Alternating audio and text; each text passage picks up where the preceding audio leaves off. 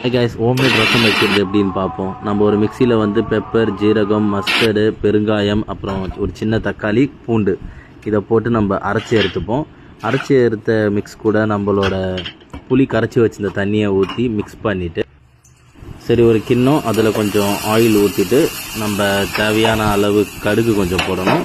போட்டுட்டு அதுக்கப்புறமா நம்ம கருவேப்பிலை கொஞ்சம் போட்டுட்டு அது கொஞ்சம் நல்லா பாயில் ஆன பிறகு நம்ம மிக்ஸ் பண்ணி வச்சுருந்த இந்த ரசத்தை எடுத்து அதில் ஊற்றணும்.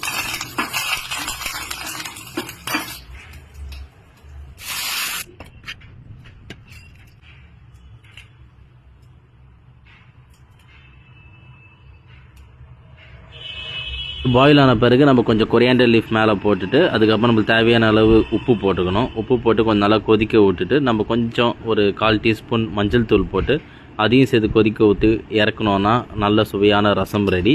இதுக்கு நீங்களே வீட்டில் இதை ட்ரை பண்ணி பார்த்துட்டு எப்படி இருந்துச்சுன்னு சொல்லுங்கள். Thanks guys.